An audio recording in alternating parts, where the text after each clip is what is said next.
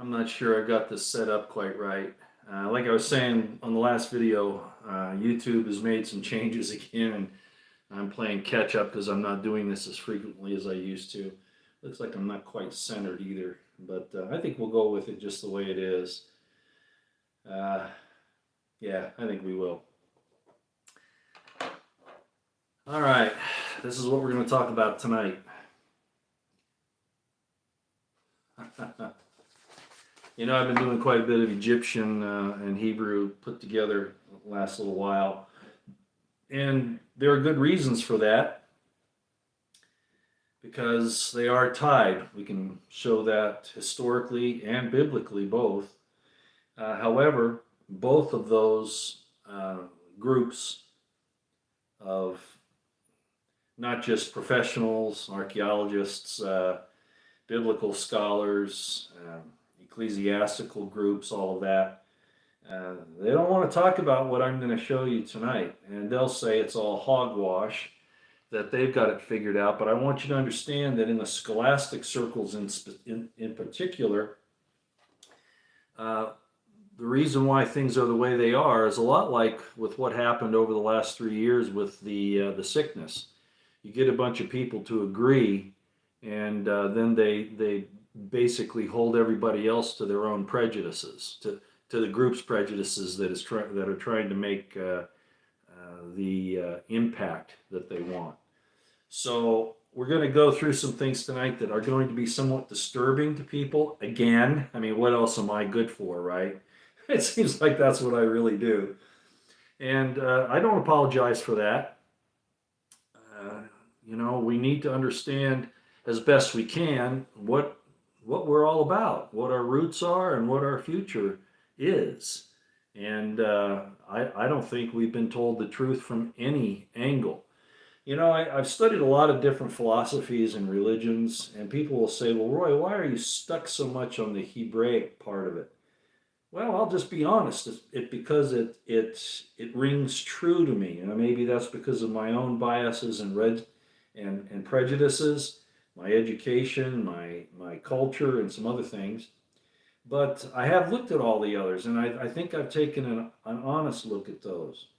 And Egyptian as well, ancient Egyptian. Now, I'm not an expert, I'm not an Egyptologist, thank goodness, because most Egyptologists, I think, again, that's a group of people that have agreed on how to approach things, and that doesn't mean that it's right just because you get a consensus. History and especially spiritual matters are not always up to redundance in testing.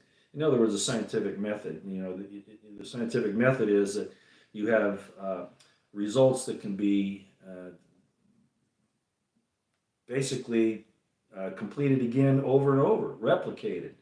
And it's kind of hard when you're into these particular subjects that we're going to talk about tonight. Yes, this is going to be primarily a spiritual and historical discussion. I think I've talked enough about what's going on in the world that I think it's about time that we try to draw the veil back that has been placed over our history, over our minds, over our hearts, and try to look at things the way they really are, and or at least consider that there are things that are different than what people have been told their whole lives. Let me make sure this thing is up and running. I'm not sure it is here. Okay, yeah, it looks like it is. Let me turn that off so that we don't have a bunch of background noise. I will be watching the chat tonight a little bit. I've got my other computer on here for a couple of reasons, which you'll see in a minute. And the lighting in here isn't the best, and I apologize. Again, I am still in Washington State. As I've said before, we have a 5x5. Thank you, everybody. I appreciate that. We had a family tragedy, and I'm trying to iron out some of the bumps in the road, I guess you could say, give some moral and emotional support to those who have gone through this, including myself. It's been difficult. And you might be asking, well, why do I have this picture back here? And I think most of you know that this is my wife, Carol, who passed away from cancer back in 2000. 8. This is a picture that's taken of her in when we were in Italy, actually. This is a picture of her standing up, and this is a close-up of another picture there. And the reason why I have this here with me today is because it's because of her. She gave me the okay. I was not traditional in many ways, as most of you know, not in my religious spiritual life, not in my family life, not in my view of history, not in the way that I view government and all of those things. I've been very, very different. But she stood by me and encouraged me to search out those hidden and dark places. And I want to honor her in this particular presentation tonight because I would not have gone here in the first place as far as I have if it had not been for her. Now, I was actually studying these things even before she came along, but when she did come along, she encouraged me to continue this. And you might say, well, boy, she was sure off on the wrong track. Well, you know, a wife is supposed to enter the life of her husband, and it's not supposed to be the other way around. A woman comes into a man's life and takes part in what he's doing. If it goes the other way, there are problems with that, and I've experienced both. And she was the perfect example of a loving, trusting, and honored wife. And I just want to say that to her, and I wouldn't have gone this far and hope to go further with these things because I think there's some truth to what we're going to talk about. Before I go too much further, in the description box is a link to a video that I did some time ago called I Am Who Will. And that goes along with a number of other videos that I've done lately that I'm going to mention here in a minute. But I Am Who Will is important because that was based on what Trey Smith did on the I Am and I Am Hotep, Imhotep. If you go back and you look at that video after this or to do part of the study, you'll understand why I'm bringing that up now. This is kind of an additional explanation of what I was doing in that video. I also want to make sure that you know that I'm very aware of the problem with priesthoods. You know, everybody's priesthood is okay except the other guys, right? The priesthood of the Mormons is better than the priesthood of the Catholics, and the priesthood of the Catholics is better than the priesthood of the Orthodox Russians. The priesthood of any Christian group is better than the priests of Hinduism, or however you want to look at it. They don't have priests there, but I think you get the idea. What I really want to point at is the Mayans. One of the things you might remember if you've studied history, if you saw, for instance, the movie by Mel Gibson called Apocalypto, which was very well done and pretty historically accurate, I think, you'll notice that the priests controlled the people with fear of God, and they knew the signs of the times. They knew about eclipses. They knew that they had mapped all of this out, and they used it to control the people, to get out of them what they wanted. Power, wealth, control, even control over their intimate lives with one another. And I mean between the men and the women. The same thing has happened in all the other religions, and I'm going to even say into Judaism and before that. It seems like that these priests are a problem. And I did a video called Beware the Priests some time ago. You can go look at it. It's in my religion playlist. You can go see what that was. Some of you who follow me will know what I'm talking about. Just because somebody says they're a priest or that they're a man of God, including me, I'm not saying either of those. I'm just saying if somebody says that, keep your own counsel. Yes, you can investigate, but keep your own counsel. Remember the Mayan priests, you know, they knew that the eclipse was going to happen like in Apocalypto, and they got the people all upset by saying, well, the God's angry at you. You haven't been doing the things you were supposed to do, that you were supposed to take care of, and so he's going to take away the sun, and unless you offer your kids and your wives or whoever you want to sacrifice on this altar here so that, you know, we can eat their heart, is really what that was about, and control. And they killed people, and the people bowed to it because of the fear that the priests engendered, probably a bad word to use these days, amongst them. I'm going to tell you that the priests that we see in modern day are no different. And they may not even realize that they're doing the same thing. They think that they're doing what God wants them to do if they're decent men and women, although I have a problem with women in the priesthood for reasons that I'm not going to go into here. But at any rate, um, a lot of those people think that they're doing God's will, and they're not. Remember, those who think that are doing that want to kill you, they think that they're doing God's will by killing you, and that's been the case for a long time.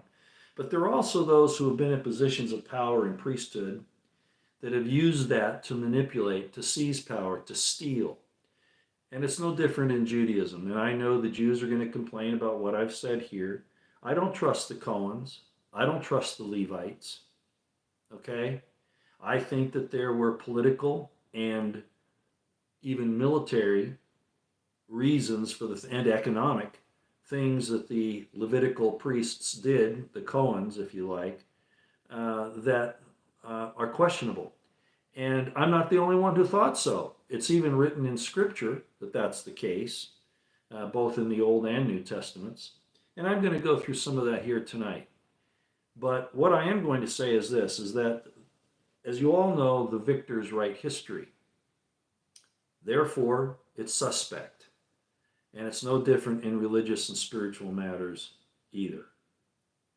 Okay, so Beware the Priests might be one that you want to look at in my religion playlist series. That's one. I Am Who Will, which is in the description box below, like I just talked about. And then there are some others I've done lately that you might want to go look at. And this is a lot of work, I know. But this is a serious topic, okay? This isn't something that we should just gloss over. Not if you're really interested in who you are, why you're here, and where you're going. And do I have the ultimate answers to that? No. That's why I'm looking at this stuff. That's why I look at this. I've had an extremely spiritual experience, as many of you know, extremely spiritual in a number of ways. And I know that I have a relationship with this entity that we call God. I know that for a fact. But I'm not exactly sure what that entity is like. And not a lot of people say, well, I know, and Jesus Christ, or I know it's Jehovah, or I know it's, like that. Of course, the scriptures don't lie. Of course, the scriptures have it all exactly right. God's not going to allow his holy writ to be corrupted. Well, I'm sorry, but even the Bible says it's been corrupted. So anyway, I mentioned in a video some time ago, it was called The Archaeology of History of Judaism, wherein I talked about the book by Professor Jonathan Adler called The Origins of Judaism. Okay, I did a video on that. I did a video here not too long ago about Enki and his appearance in Exodus in the Old Testament. And of course, I did a video just the other night called A Little Hebrew and Egyptian. So with that background, those are a lot of things that are impacting what we're going to talk about tonight. Now, back on this little thing about beware the priests, let me just read a few things, because I have a problem with this entire thing about the third temple, about the power-hungry people that are in that little Middle Eastern country that has caused quite a bit of grief at this point. The fact that they have put into place scriptures that say anybody that comes against them, God will destroy because they're God's chosen people, and they're getting away literally with murder. And we have our government that's supporting it to some extent. I know right now they're saying, protect the people in Rafah and the Gaza area and all that. But the fact of the matter is, if we were really serious, we'd cut off all aid to that country. But they won't, because they're all compromised. Remember Jeffrey Epstein? Yeah. Alan Dershowitz. Yeah, I'm going to talk about you, Alan Dershowitz. I'm just going to mention your name. You're busted. I don't know how long it's going to take before that truth gets fully told. But regardless, that nation has used, and those people have used money and bribery and blackmail to control basically the Western world. And the lies of 1940s, I'm not saying that the bad things didn't happen. I'm saying that they were manipulated and used by the very people who caused the problem in the first place. Holocaust, as I gave a video on, right? You remember that maybe, is based on a Hebrew word meaning burnt offering. It's basically Greek, Holocaust, but it's based on a Hebrew word which means a burnt offering. So what they were admitting is that they offered their own people as a burnt offering. We see that in that nation state there in the Middle East today, most of you who are paying attention, with their Hannibal directive and their Samson tactic, strategy, which is to destroy everybody who stands against you. And that includes killing your own people so that they will be forced to make the sacrifice, the burnt offering, if you will, the sacrifice for the benefit of that disgusting power group. I'm just going to put it that way, okay? So it's the power group that's doing the corruption and the sacrifice of their people, not for the good of the people as a whole, but for those in power. And that's what priestcraft is. That's what lawyercraft is. Okay, let me read a few things and then we'll get into the meat of this. Oh, Debbie Donovan's here. Hi, Debbie Donovan. How you doing? And I should say hi to everybody else. I haven't done that. Yeah, humans, you say God's doing something in your behalf, and a lot of people will, lay down and say, oh, give it to me, give it to me. And I've seen that a lot. So hi, everybody. I'm sorry I'm not on the chat yet. I have got it up, but we're going to do this other stuff first, okay? All right. So let me read a couple of these, and I'm going to actually even read from my old Bible here real quick. Again, if you're not into this, feel free to go away. You're not going to hurt my feelings at all, okay? Not a bit. I am going to adjust that camera just a slight little bit again, because I think it's a little low still for what I intend to do here. So let me raise this up just a hair. I think that'll be better. All righty, here we go. Yeah, it's a little better. All right. So the first one I'm going to read, you hear about this thing about the third temple and about the sacrifices being, the ashes of the red heifer and having the Cohens, get purified and all that. And you'll think, well, why are you talking about that? Jesus already put all that to rest. Well, there are people that will argue that, okay? I'm just going to give you a couple things to consider. And if there's some Jewish people in here, some of those who practice Judaism, who follow that, I'm going to use some of your old scriptures, okay? So let's look at some of these and see what they say. And this is going to be kind of a hodgepodge, so you might want to, hold on to your hats. Let's go to Jeremiah chapter 7, verses 11 to 21. As a matter of fact, a lot of these people that I have given this information to on Twitter X, they'll say, oh, but then there's a scripture that says that directly opposite to that. Yeah, that's my point. It's not consistent. It's almost like this God that they worship can't make up his mind. That's priestcraft, okay? When you see that happen, that's priestcraft. It's not God, all right? So let's look at this. Jeremiah 7, and I'm going to concentrate on 11 to 21, but you might want to read the whole chapter, but let's read this. Is this house, which is called by my name, let me look up so I can know that the sound is good, become a den of robbers in your eyes? Behold, even I have seen it, saith the Lord. But go ye now into my place which was in Shiloh. How many times have I said that David moved the Ark of the Covenant from Shiloh to Jerusalem as a political matter, not because God told him? Well, here it is in Jeremiah telling you exactly that. Listen to it. But go ye now into my place which was in Shiloh, where I set my name at the first, and see what I did to it for the wickedness of my people Israel. He's talking about when the northern tribes were first of all, when Israel was divided, and then the northern tribes got taken away by the Assyrians. Let's continue to read. And now, this guy's talking to the Judahites, okay? And now, because ye have done all these works, saith the Lord, the Judahites, and I spake unto you, rising up early and speaking, but ye heard not, and I called you, but ye answered not. Therefore will I do unto this house, Judah, the Jews, which is called by my name, wherein ye trust, and unto the place which I gave to you and to your fathers, as I have done to Shiloh. And I will cast you out of my sight, as I have cast out all your brethren, even the whole seed of Ephraim. Now I know, I've read it before, there are scriptures that say, for instance, God will restore that. Ezekiel talks about it, taking the stick of Joseph and the stick of Judah, and they'll be united. Isaiah talks about the envy of Ephraim departing and Judah and Ephraim being brought back together. I know all that, okay? But the point is, these people aren't who they say they are. Okay, I encourage you to read the whole chapter 7, okay? Now, I mentioned also a few videos back about the Gospel of the Ebionites that was talked about by the historian and church father Epiphanius. And it's in Epiphanius 30.14.5, where he quotes Jesus as saying, I have come to abolish sacrifices, and if you do not stop sacrificing, the wrath will not cease from you. It is written, I desire loving kindness, not sacrifice. Now, this sacrifice would go along with the Hannibal directive, sacrificing your own people for the benefit of who? Whom? It's wickedness. It's evil.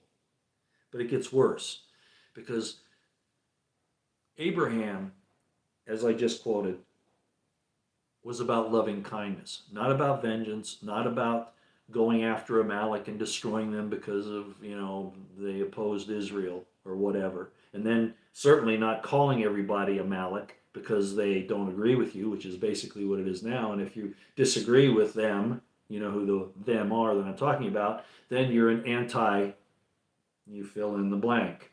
I'm guarding some of my words here because I want to get to the Egyptian. Well, let's read a few more of these, okay? Because I think it's kind of important. Let's go to Amos 8:2. Amos is a small book. It's towards the end of the Old Testament, towards the end of the Tanakh. But it certainly applies to what we're talking about here. Let's read Amos 8:2.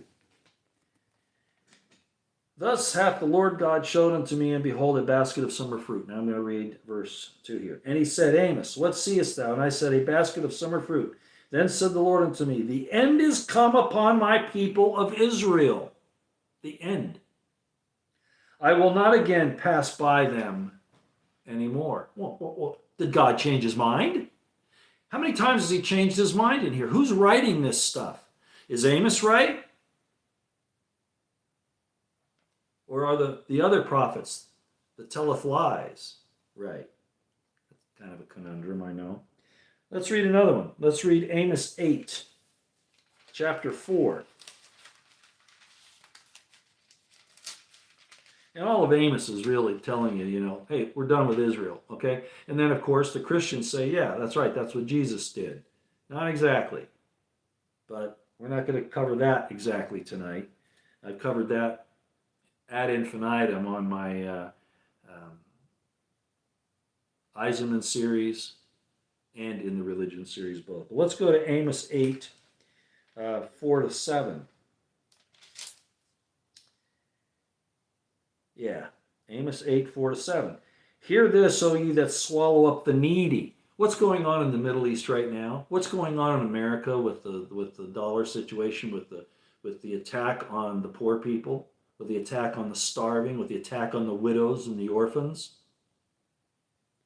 Hear this, O ye that swallow up the needy, even to make the poor of the land to fail, saying, when will the new moon be gone, that we may sell corn, and the Sabbath, that we may set forth wheat, making the ephah small and the shekel great, and falsifying the balances by deceit. These are the people that claim to be God's chosen, and they're not. By their fruits you know them. And all of those Christians that support this nonsense, saying that they're God's chosen people, are going to be finding themselves in a lot of difficulty. As a matter of fact, reproductive freedom, I could talk about that. Don't get me off topic. Let me keep reading. I'm just going to say, with all that I'm telling you now, Israel, as it stands today, will suffer a destruction unsimilar in some ways, but very similar in others to the destruction of 70 A.D. It's right around the corner. Only their legend that their God is going to come to save them, that isn't going to happen because he's already said he isn't. I don't care what the Talmud says, which was written hundreds, if not thousands of years after this stuff, where God said, I'm done with you. So let's keep reading it. Okay, let's go to Amos 9 to 10. For lo, I will command and I will sift the house of Israel among all nations, like as corn is sifted in a sieve. Yet shall not the least grain fall upon the earth.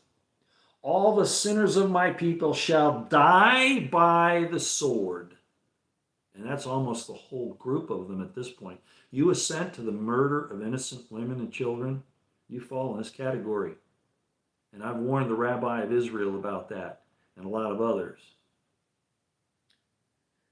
Which say, the evil shall not overtake nor prevent us. Why? Oh, we wage war by deceit. By deceit thou shalt wage war. Well, what are you going to get for that? Let's keep reading. Let's go to Hosea, one of my favorites. Did you know Hosea married a prostitute? God commanded him, according to him, to marry a prostitute. There's a very good reason for that. I'm not going to get into the nature of it, but at any rate, you might want to look into that. Let's read Hosea 6:6. And this is what it says. For I desired mercy, not vengeance, not to go out. You only read the scriptures that say, go out and shed the blood of the Amalekites. Go out and shed the blood of the Ammonites. Go out and shed the blood of anybody that stands in your way. Steal their land, steal their property, steal their wives and their children. And then even sacrifice them to Moloch and Baal. Because that's what they're doing now. It's Moloch sacrifice. And you should know what I'm talking about. For I desired mercy. What did I say here? I desire loving kindness, not sacrifices. From Epiphanius. Well, here it is in Hosea. For I desired mercy and not sacrifice, and the knowledge of God more than burnt offerings. The burnt offerings weren't the deal. As a matter of fact, it gets worse. Let's read Amos 5.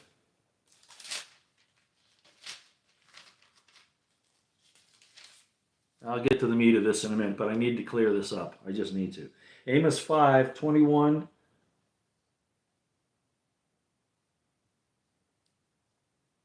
to 26. Now, God, according to Exodus and Leviticus and Deuteronomy, and Numbers to some extent, you have to slay this beast on this day for this reason, for your sins, and you got to slay a dove, you got to slay this lamb, you got to do this, you got to do that. Well, did God tell them to do that? Or was this a priestly thing for economics, for the priests, to get a portion of that to feed their families and to sell in the markets? They would never do that. That's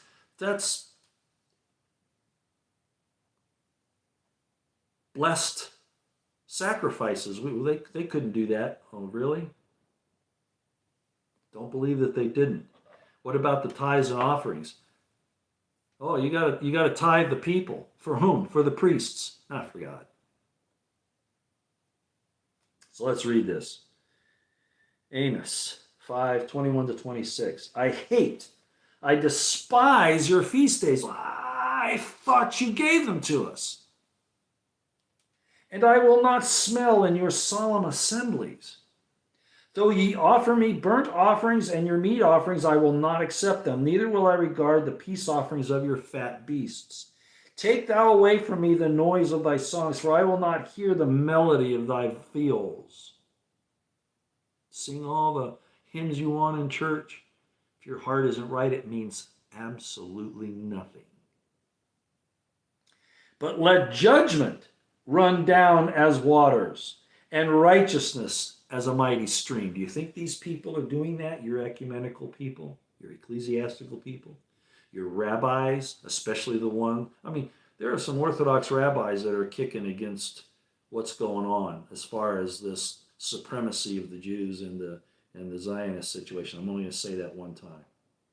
There are some good ones, but they still get caught up in some of these other things, as many of us do, because we live by tradition. Anybody ever see Fiddler on the Roof? Remember Rev Debbie? Going, tradition. That's why we do what we do. Hey, God, I don't know why we do it. It's just tradition. Yeah, that's right. But let judgment run down as waters and righteousness as a mighty stream. Have ye offered unto me sacrifices and offerings in the wilderness 40 years, O house of Israel? But ye have borne the tabernacles of your Moloch. What did I say just a few minutes ago? And Kayon, your images, the star of your God, which ye made to yourselves. Wow. Okay, I think that'll probably do the job for tonight on my problems with them saying that we need this land, we need to do this, we need to do that. And there are arguments over where this new temple can be built. Apparently the Al-Aqsa Mosque might not even be on the right spot, so they might be able to build it. I think it's 100 meters north or whatever. It doesn't matter. The fact of the matter is that this is done. This was done in 70 AD.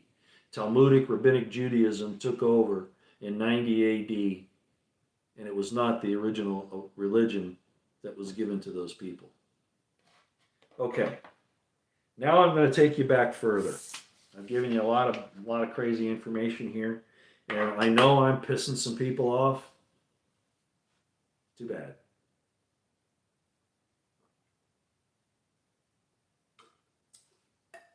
Root beer, no alcohol. Okay, let's get into the meat of what I want to talk about tonight. I have some Egyptian hieroglyphics I'm going to show you, and I'm going to apologize for the fact that it's not very clear. I actually wanted to have them printed out, but it didn't work very well. So I think I'm just going to go with what I have here, and you'll see what I'm talking about in a minute. So this is what we're going to talk about. What are, obviously there's Ani, there's Horus, there's Osiris. What do I mean by heart? What I mean by heart is that's what God's concerned with. Your heart and your mind, not all these other extraneous BS things that you do. Okay? It's your heart and your mind. Remember, I will write my law upon their heart and upon their minds. By their fruits you will know them. The Egyptians believed that. That may even be where that came from originally. And then I'm going to end up on how that ties in with who you know as Jehovah. Okay, that's where we're going. Before we go there, does anybody know what the word abracadabra means? I'll look at this for a minute. What does the word abracadabra mean? Can anybody tell me? I see Annie0100 talked about the star of Ramphram. Yeah, that's what they're referring to in Amos there. That's exactly right. Okay, does anybody know where abracadabra comes from, what it means? Okay, well, a spell? Yeah, that's kind of what people would think. But it's actually a play on the first chapter of Genesis. Yeah, it's used by magicians. It's kind of a people don't know what it is. So I'm going to show you. Here's abracadabra.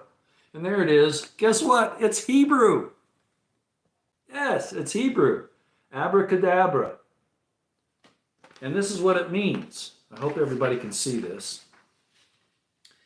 It means I, the aleph, I, when an aleph is at the beginning of the word like this, it means I, there's bra, create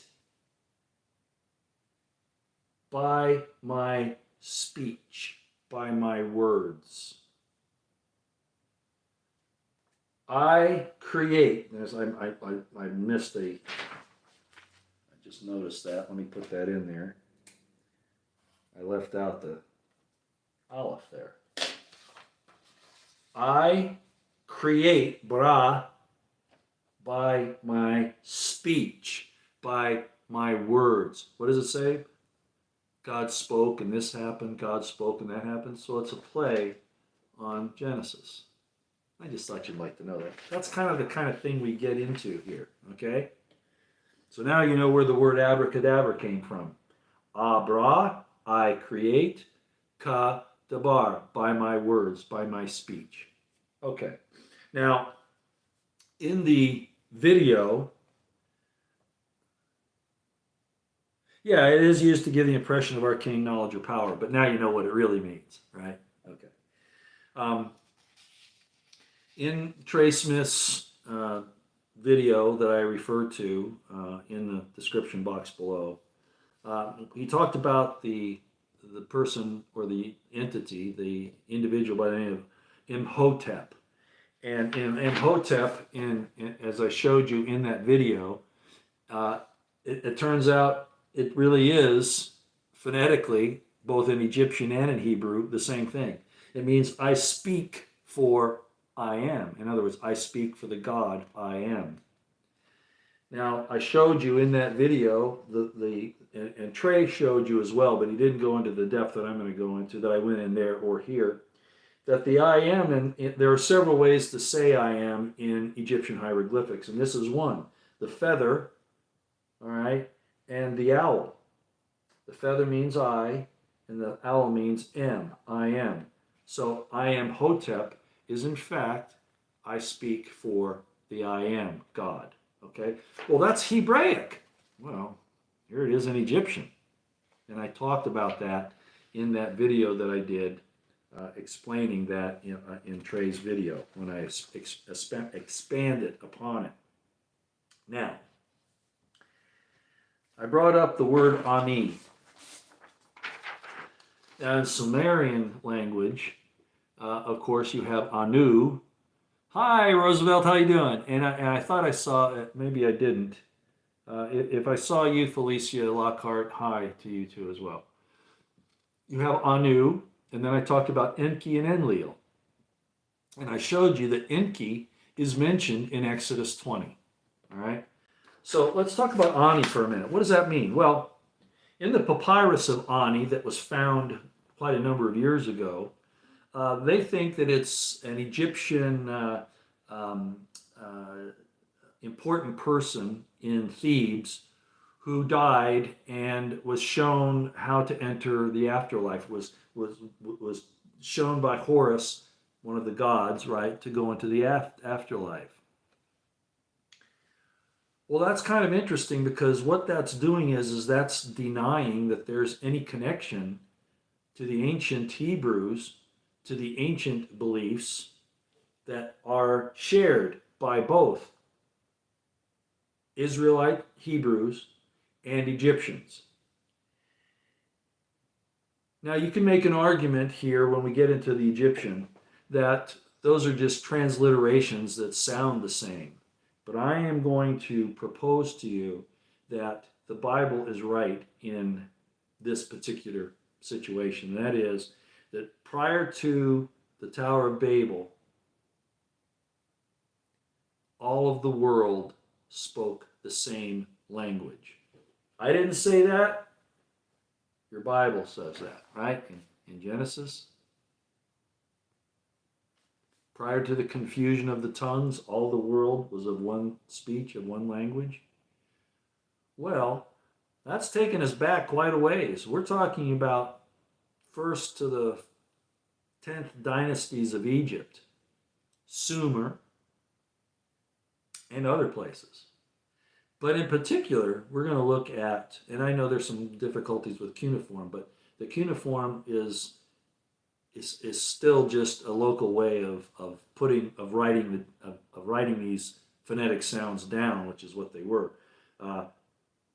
Their method of doing it, sort of like the Hebrews for I do ah, right, with the aleph, and the Egyptians, as I've shown you in hieroglyphics, use the feather. And the feather also has something to do with the heart, which we're going to show you here in a few minutes. Ani, you can look it up. If you spell it in Hebrew, it's Aleph Nun Yod. But this is an Egyptian person, supposedly. I don't think that's what the Papyrus of Ani is about at all. I think the Papyrus of Ani is about the I am and what you have to do, what God will put you through in order to meet him face to face. Here's Ani in Hebrew, Aleph Nun Yod, and guess what it means? I know Ani is an Egyptian name, but it's also Hebrew for I am.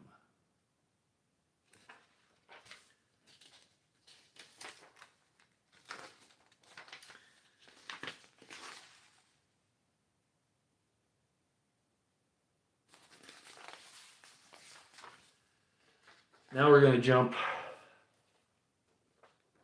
to I will be whom I will be.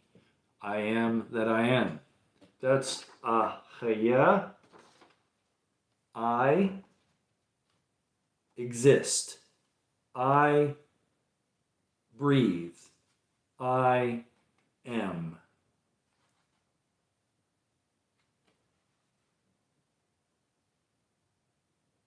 I think you can see that all on there, okay, on my notes. Now there are some other Hebrew words that also lend into that. They are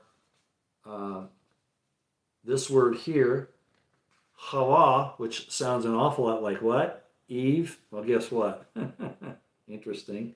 Or here it is here, Hava, right there. Usually that's a hate, but they close this little window right there, that little window that you can see there in the hay. They close that. And there's a reason why they do that. It's about the opening and closing of the eyes of the female. But these all words mean to exist or to breathe. All right? And there's Eve right there. You'll notice that the way it's written is that little window that's in the hay, the fifth letter of the alphabet, right there. It's closed in the first letter, but it's basically the same thing as what I showed you over here. Okay? But the female's eyes have been shut. That's what that means. Now, what does all this have to do with Jehovah? Because I brought that up and about all these other gods and creatures in Egyptian. Well, in the Egyptian pantheon, which is interesting because we've talked on this channel about the multiplicity of gods. Okay, there's probably, I'll give you that there's probably a supreme entity that controls everything, but we have little to do with that one, frankly. We're told to deal with Christians, to deal with Jesus, etc. This group of gods go by different names in different cultures, but they're basically all the same thing. You see it in Rome, you see it in Greek, you saw it in Sumer, you saw it in Egypt. In Egypt, we had Horus, Osiris, right? Etc., Isis, etc. Well, something interesting happens when we talk about the Jehovah, because it's not only in Hebrew, it's all over in ancient Egyptian, all over. I've explained to you once before that the Egyptian of the Ptolemaic period, which is about 200 BC to about 50 BC, right in there. Actually, that's too early. 300 to 250 BC to about 150 BC. That's the Ptolemaic period. It's right after Alexander the Great's generals took over the place. That Egyptian is not the same type of Egyptian that was spoken in the 1st through the 11th dynasties. It just isn't. All right? Just like, as I explained, English has changed from archaic English to modern day. Well, that same sort of thing has happened in Egyptian. Wallace Budge, who, if anyone here is an aspiring Egyptologist, you should know who Wallace Budge is. He did a pretty good job. I think that, with all the study I've done, I think Wallace Budge, with the materials that he had at his disposal, did a pretty good job. However, by the same token, he was constrained still by his modern way of thinking. He could not put himself, in my estimation, into the actual culture of the times 4,000 years ago. And why couldn't he do that? Because his culture wouldn't let him. If the idea of Jehovah existed in the Egyptian pantheon prior to Moses, prior to Abraham, what does that do to the theology that's extant today in Christendom and Judaism? Remember, I showed you what the Tetragrammaton means. It has many levels of meaning, and I've talked about a number of those. Not all of them. I don't know all of them. But I know probably about a dozen different meanings for this word, this name. It's a system more than the name of an entity. Okay, it's actually God's system, and you're part of it. It's a yod, meaning male, a he, meaning female, a vav, meaning a connection. It can also mean some other things, but then another female. So and I know this is not popular amongst Christians in particular.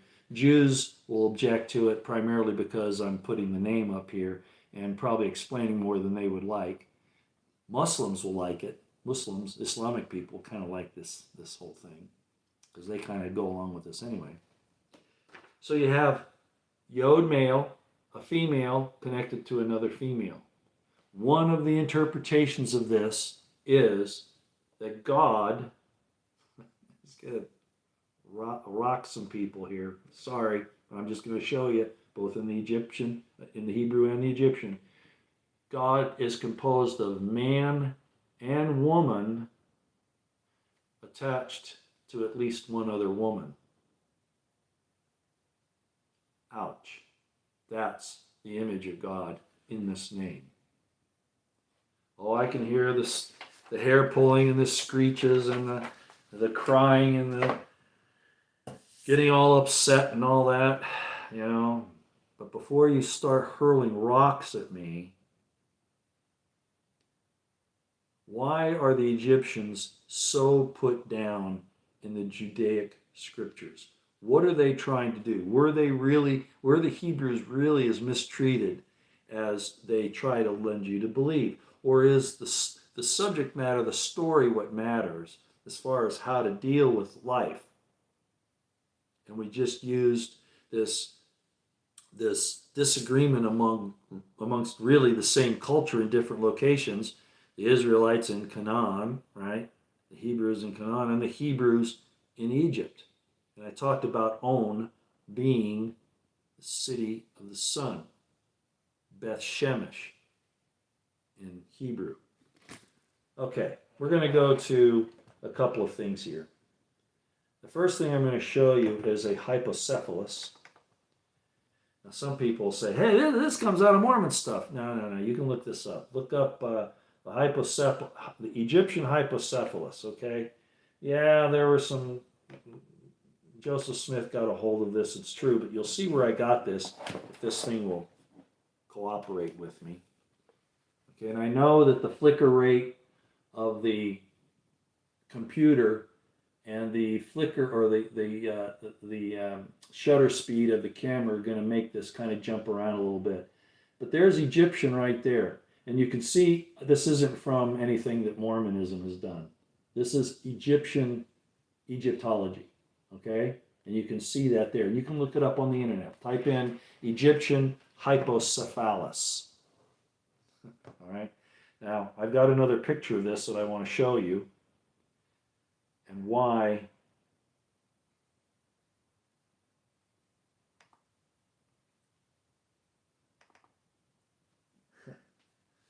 the word Jehovah shows up in Egyptian in a lot of places. On the hypocephalus is one example. And actually there's several places on the hypocephalus where it shows up. But I'm going to show you this one. Remember, I talked to you about this. First of all, to breathe, with Eve having her eye shut, her window shut, right? Symbolizing the opening and closing of the eyes. It's also in the Tetragrammaton. Well, here it is in Egyptian hieroglyphics. Before I show you this, I've said in several of my presentations that I didn't figure this stuff out. Oh, I figured some things in addition to this because of these things that I learned from a great mentor many years ago, a great teacher many years ago, and I give him the credit for this. I don't mention his name or his past because people don't understand things, and I'm not going to give that to them. But I don't want to take credit for this. I want to make sure that people understand that I was set on this path by a man who understood Masonic, Egyptian, Hebrew, and Christianity for that matter. All right? Okay. I'm going to show you Jehovah in Egyptian hieroglyphics. All right. Let's see if I can do this without getting that light. And I'm really sorry about this because I know it's hard to see. All right. You'll see that one line there with what looks like a cow. Okay. You see that? Let me get a pointer here. And I know this is very, very difficult to follow when I'm doing it this way. And I apologize, but without my whiteboard and some other things, it's hard for me to do this the way I'd like. Okay, so let me slide that up. Okay, here we are on this line right here. You see this? You have this serpent here. You remember the serpent in the Garden of Eden? This is Egyptology. Here's the serpent in the Garden of Eden. We notice this little appendage he has here in his groin area. Isn't that interesting? Then you have this man figure sitting on a throne, and he's got a funny little member sticking out there too, right? And then you have this eye right here that's being offered to the man on the throne, who passes it on. He doesn't partake, and it goes to the woman. You see it's right in her head there. The eye goes from here to there. And then she goads the bull. And what happens? Posterity. This is the name of Jehovah in Egyptian. The opening and the closing of the eyes and the goad to spur the bull to action. What? Oh, it gets better. Okay. That's called the hypocephalus. Let's go to the presentation of the weighing of the heart. On several videos now, I've told you that the Egyptians, it's really hard to believe that they would be cruel people in the earlier dynasties, at least. I'm certainly not talking about the Ptolemaic period, but the earlier dynasties, they were about trying to do the right thing. And one of the things that they believed is that when you die, God puts you in the scales of justice, mostly your heart. And he puts your heart on one side of the scale and a feather on the other. And the heart better not weigh more than the feather. In other words, that you are without guile, pure in heart, that you've done the best you can to God and your fellow man. Well, here it is in Egyptian hieroglyphics. You see that? You see this man and his wife here approaching God's scale of justice, the judgment.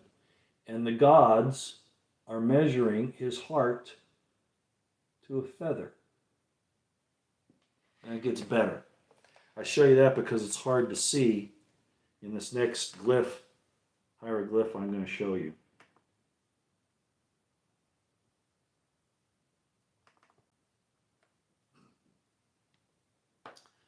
Jehovah is plainly stated here in the hieroglyphics, in this one that I'm going to show you now.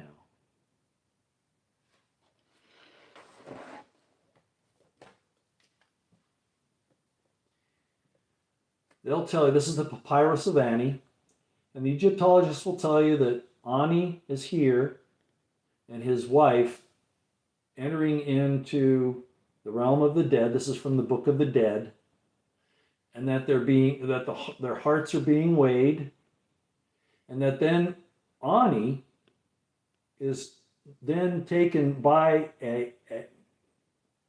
for lack of a better term, let's call him an angel, to a veil and presented at the veil to God after his heart has been weighed.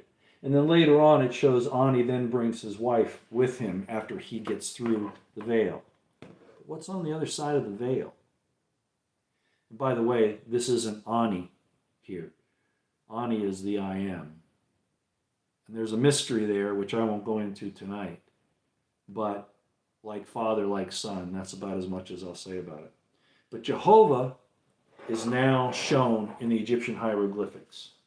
Again, but in a more plain state. You see right here?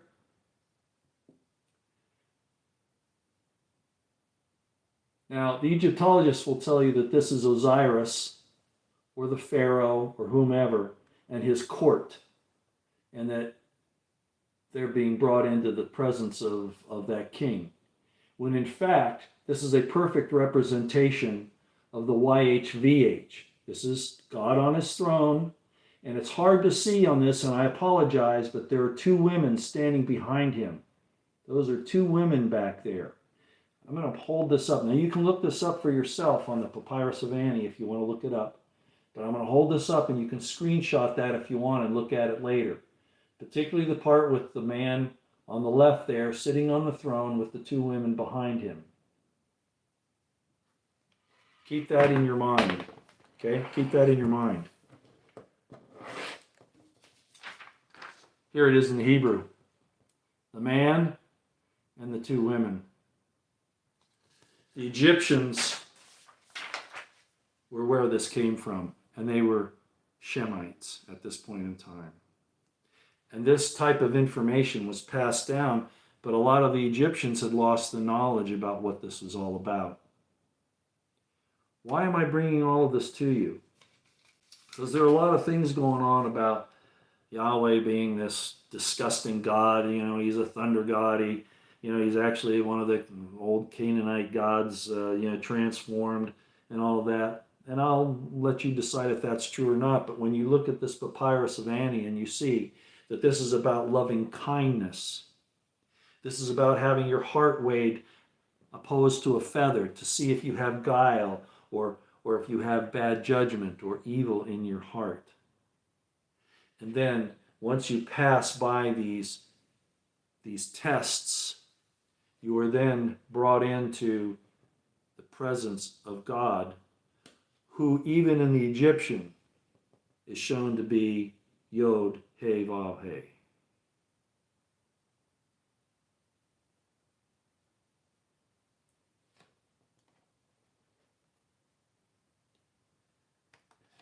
The history, the religions, the Abrahamic religions in particular, have been corrupted. I did a video on that too. I told you that the Abraham religions have all been corrupted.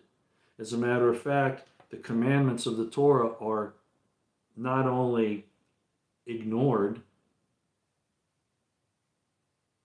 but prohibited, except the bloodshed of innocents. Who might stand in your way? If you're I got to be careful what I say here, because if I say it too often, it'll get flagged. But you know what I'm talking about, I think. Instead of showing loving kindness and taking care of the fatherless and the widows and the hungry and the thirsty and those who have, you don't go out and stealing people's lands. You don't go out and steal their homes because they're Amalek. You show loving kindness.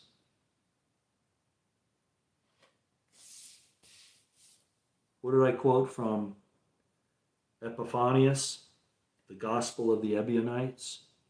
Jesus says, according to him, I have come to abolish sacrifices, and if you do not stop sacrificing, the wrath will not cease from you. It is written, I desire loving kindness, not sacrifice. And we read something very similar in Amos and Hosea. Concentrating on vengeance, on forcing your rule on others based upon some spurious claim that God granted you something 4 millennia ago, or even 2 or 3 millennia ago, is hogwash.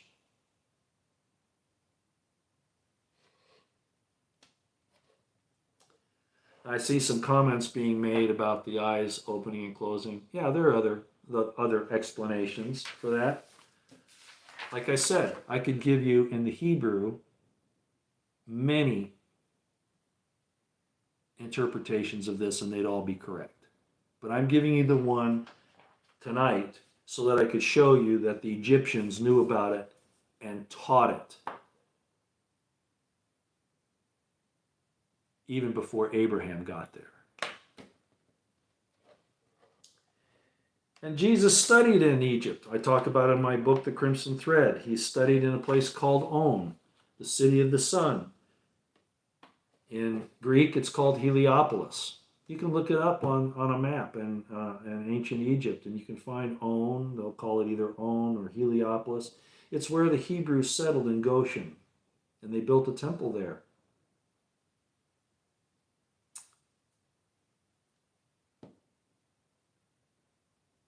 So things are not the way that they have been told to you. And the secrets of our past are hidden because if you understood them, if you even had an inkling about what this is all about, you would totally discharge the people in D.C., in London, probably even in your local governments for the lies and deceits that they tell you.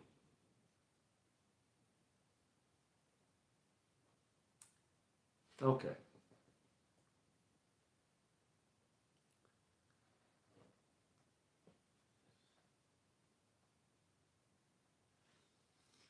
I'm not going to get into it. A lot of you guys are kind of off, and I find this happening all the time. I don't know why.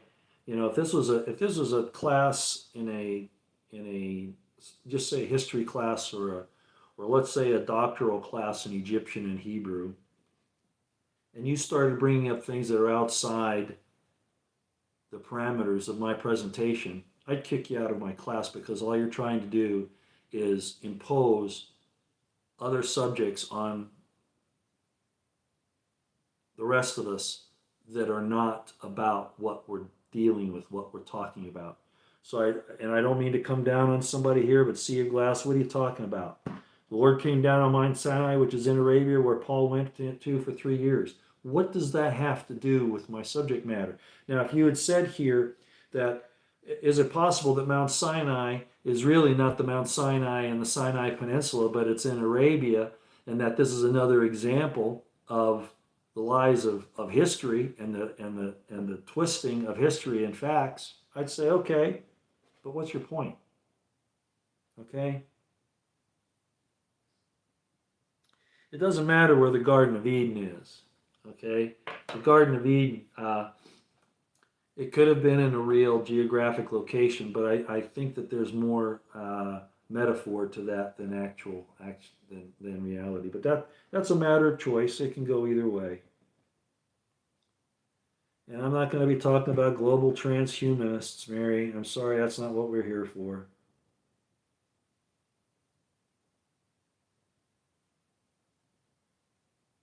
Yeah, that's right. Well, Sea of Glass, you are right about that. According to Scripture, Adam and Eve were kicked out of the Garden of Eden, not Eden. That's right. They were created in Eden, at least Adam was. Adam was created in Eden and then put in the Garden of Eden, where then Eve comes into play. Interesting series of events. That has application to what we're talking about today. That and the papyrus of Antioch I just showed you. It definitely does. Okay. I probably really messed up some people's minds tonight.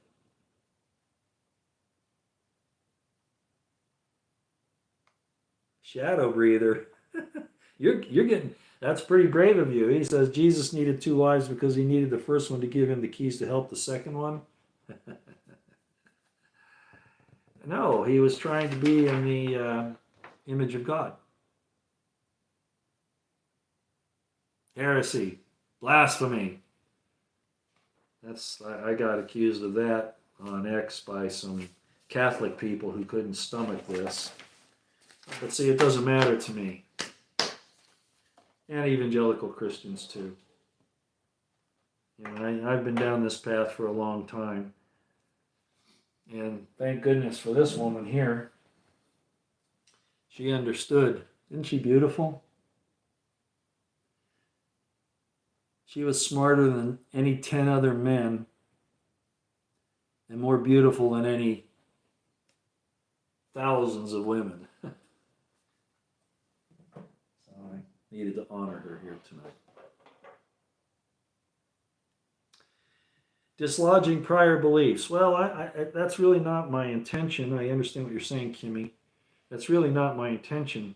I'm trying to help, and this includes myself. I'm trying to expand my frame of reference because they try to keep you confined. That's the purpose of priestcraft, to keep you confined, to keep you in fear. And if you knew you descended from beings who believed this and did this, the man-woman relationship, Felicia Lockhart talks about the name of God, Yah. And that's an abbreviation of this. And what is this? So the Yod-Hey, male, female. It's what creation is. It's not something dirty and evil. Oh, it can be corrupted just like anything. But the basic essence is good. It is good. It is not good for man to be alone.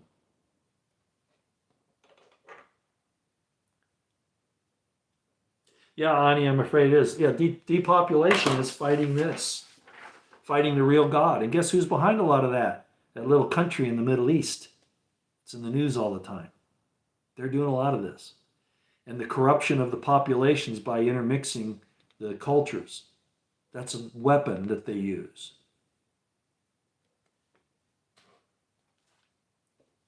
It happened to Rome. Remember, that's what brought Rome down, was the mixing of the cultures to the point where Romans lost their culture. That's interesting. Who brought this up? Samil, Lilith, Talmud, Zohar. Yeah. The Talmud and the Zohar have problems. I've studied all of that. I've studied, of course, Torah, Tanakh, the New Testament, the Talmud, the Zohar, the Bahir. I could name a bunch of other things. I spent years doing that. There are good things there, and there in all of those, and there are very bad things because evil men, like the King James version, there's stuff in the King James. As much as I love Pastor Chuck Baldwin, to say that the King James version is the ultimate version and the truth is really disturbing to me, because he knows what the history of that is. At least he should. But I understand what he's trying to do. He's trying to use it as a tool for teaching, and I understand that. So I give him a lot of leeway on it. They hid Abel's soulmate wife. Yes, they did. And why would they do that? Very true.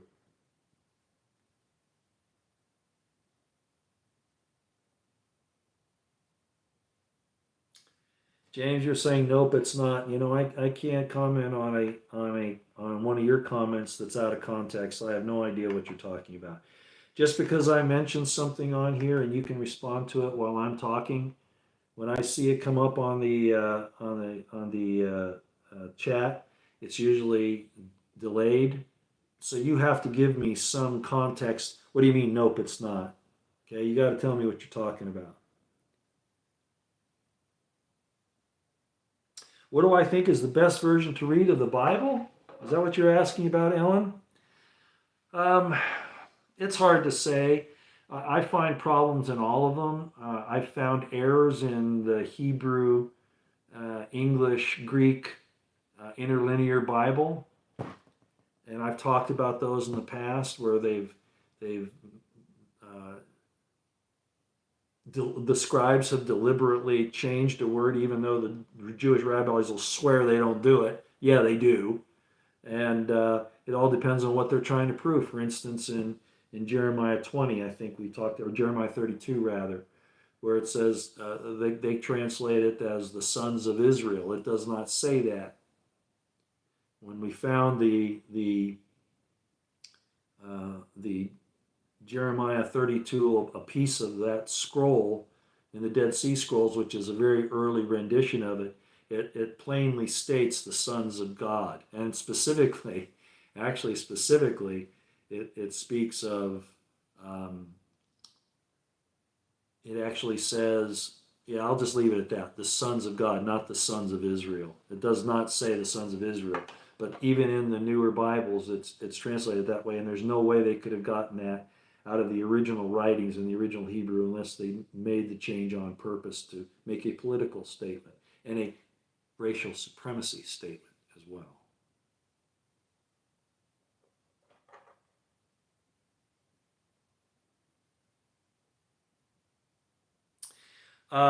That's interesting. I will comment on this. Region 9 Till I Die says, Roy, did you watch the Candace Owen Rabbi interview? No, I did not. I like Candace Owen a lot. She has some guts to point out things. Rabbi Shmuley, was that who she was? I don't remember who it was that she was interviewing, but I will say right here and now that Rabbi Shmuley is a he's compromised.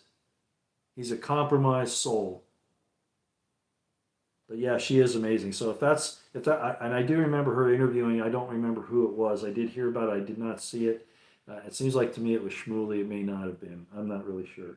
But there are a lot of I've confronted a lot of rabbis who claim that they're the chosen people and that God says they can have that land. They can kill men, women, and children and kill them all.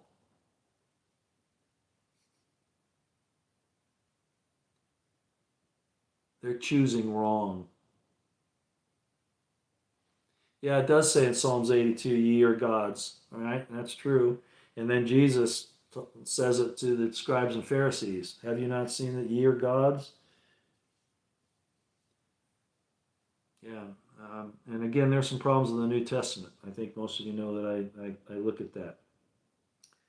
But, Jesus says, well, haven't you read where it says that ye are gods unto whom the word of God comes? So why are you attacking me? Yeah. And here we are back to this again. And that we're a part of that.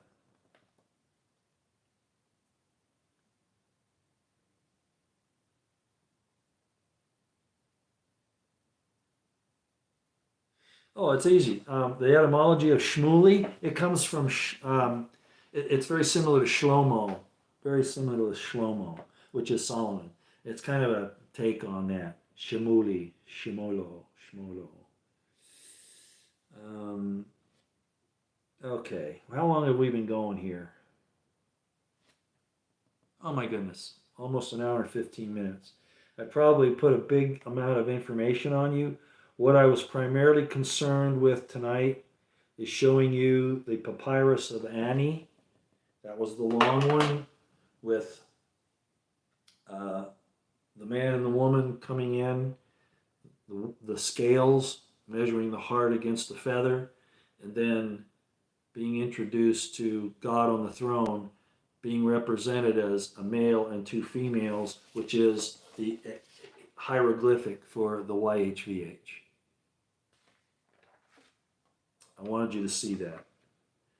Which mean now there are discussions that a lot of these things on the Papyrus of Ani didn't show up until the Ptolemaic period or 300 BC or even 1200 BC, but that's not true. Again, just like the Dead Sea Scrolls, they're trying to keep you from finding out that this stuff is much older than that, or that it's in a time where they've explained the historical setting differently than what they the truth is. They don't want you to know the truth. Again, I will say that the Egyptian of the Ptolemaic period is not the Egyptian of the first dynasty of Egypt. It's different. They may have gotten the papyrus of Ani from, say, the first dynasty of Egypt. They may have gotten it. The papyrus of the I Am. That's what it means. They got that, but then they didn't understand it, so it becomes, oh, Ani was a Theban aristocrat who died, and he's being shown in the Book of the Dead how to get through the world of the dead, right? No, the Book of Ani is the Book of the I Am, and how to deal with the I Am. No, there are false gods. Oh yeah, Moloch's a false god. Osiris in the Egyptian pantheon, he had Horus. Then you know about Set, like the devil. These are just different names, just because they sound differently. For instance, I talked to you about Allah in the Islamic religion. People say, oh, that's not our God, that's not Jesus Christ, that's not God in the Bible. Yeah, it is. As a matter of fact, the word Allah is Aramaic, and it's in the New Testament, and it's in the Old Testament. Allah. Yeah. Jesus kind of said it, a close rendition of it. He's quoted as saying it on the cross, that Eloi, Eloi, lama sabachthani, right? My God, why hast thou forsaken me? Well, that Eloi, Eloi, Eloi, Allah. It's there. The God of this world is not my God. Kimmy, be careful with that. All right? Because then you're saying that the God that fathered you has no control over your house. No, it's who you choose, Kimmy. The good is out there. God's example is out there. You follow that, or you follow the Tet, the serpent.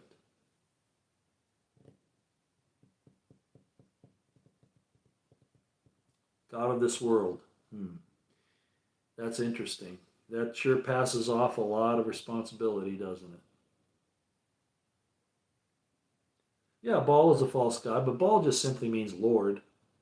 Baal just means Lord. It's another way, like Adonai, Adon, Adonai, my Lord, Adon, Lord. Baal is another name for Lord.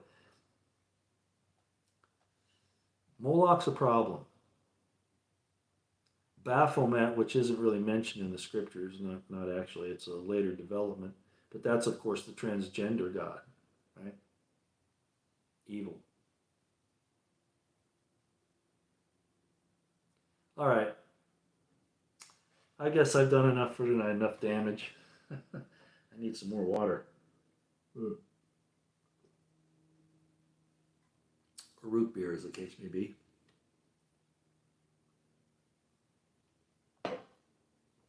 I've thrown quite a bit at you tonight. I like that. Lamont Raoub. God has always provided what I needed, not always what I wanted. Isn't that the truth? And Kimmy's still saying the God of this world is dark as can be.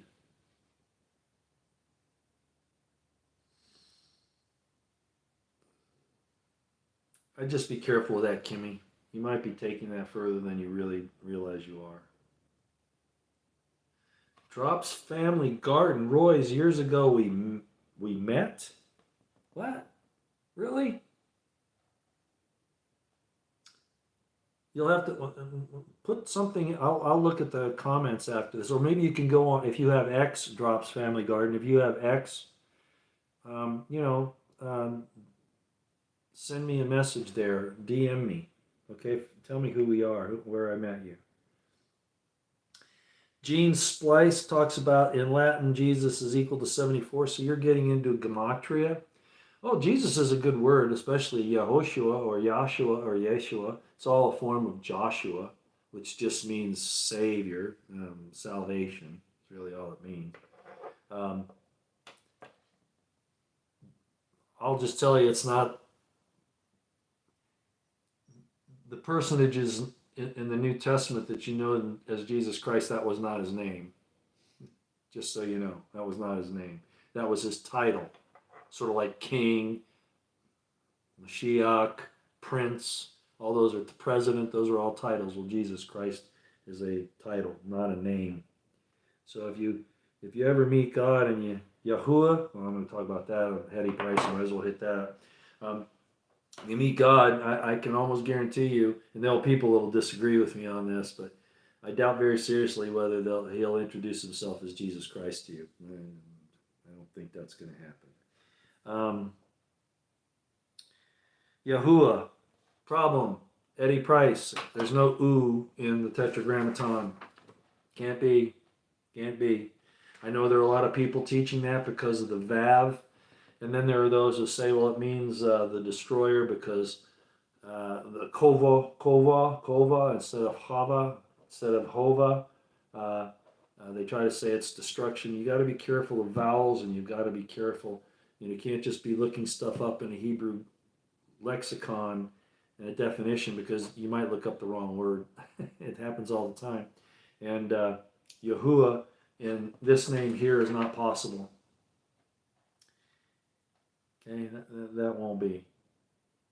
The closest rendition is the J sound. Of course, doesn't exist in Hebrew, but that's just between languages. I don't get hung up on the J sounds or the yes sounds, and I don't claim to know exactly how to say this in the proper ancient Hebrew. But the closest it would be Yahweh, Yahweh. A lot of people just go with Yahweh.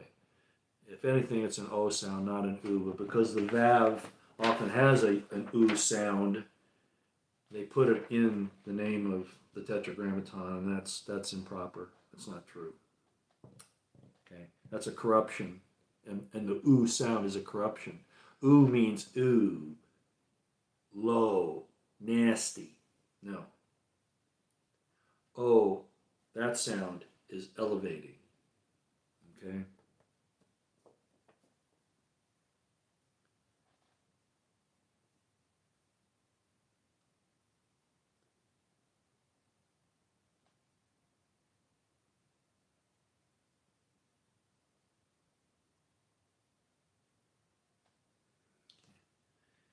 Like I said, I'm not. The sun was crowned, exactly. Well, that's in the word Bereshit, and I did a whole. That's the first word of the Hebrew Bible. I did a whole presentation on the word Bereshit, and I might as well do it on this. I'll show it to you.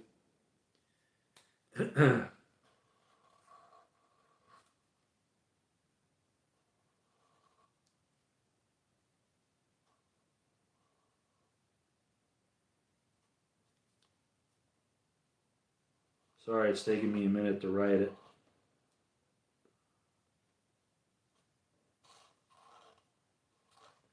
Get it anywhere near right. Okay, in the beginning. There's in the beginning in Hebrew, Bereshit. All right? And I've talked to you about Notarchon, breaking those individual letters down into their individual meanings. And what it means is very similar to what you said there about. Liberty Can, I've already said, first of all, Lucifer is not the name of. There is no Lucifer in the Bible. That's a mistranslation by the monks for a reason I'm not going to explain right now. The name isn't Lucifer, it's Hillel ben Shakar. No, he is not the god of this earth. That's wrong. But at any rate, this is the story, and you're in it. This is the entire salvation story in the first word of the Bible.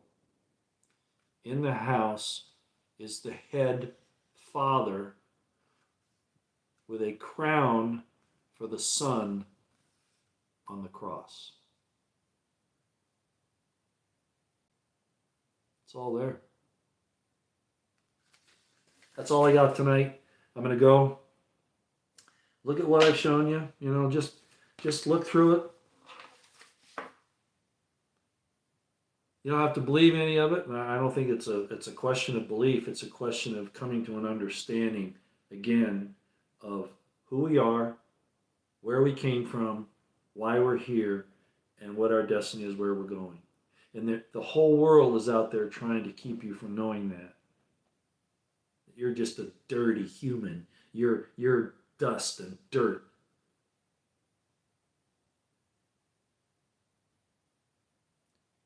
The elevation of the physical into the spiritual,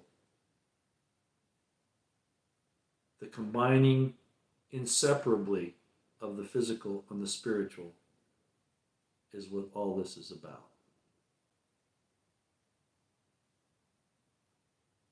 Y'all take care. Keep your eyes on the horizon, your ears to the ground, situational awareness on high. Prep, pray, stay out of the way as best you can. Self-defense is okay, but don't go getting yourself in trouble. Don't, as my mom used to say, don't borrow trouble. Right? I'm not saying don't stand up for your beliefs or protect the innocent. Sure. But don't get caught up in a lot of this other nonsense that's going on that are nothing more than traps.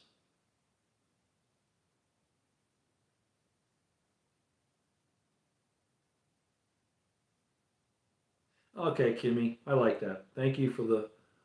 Oh, I wasn't warning you so much, Kimmy. No, I wasn't that. Thank you for the warning. But I know it's honor the Creator's unmentionables, peace and love. Yeah, well, in the New Testament it says, love God and love your fellow man. Treat them as you would want to be treated. Those are the two great commandments. On everything else is what that's built. That's why you got to be careful with some of the 613 commandments in the Torah and some of the ugliness in the Talmud. Yeah, if you forget that loving kindness is more important than sacrifice, if you forget that, you're on the wrong road. But there are people out there that want to do that because they want blood and horror and to rule. And that's the fact of the matter. Y'all take care. We'll see you later.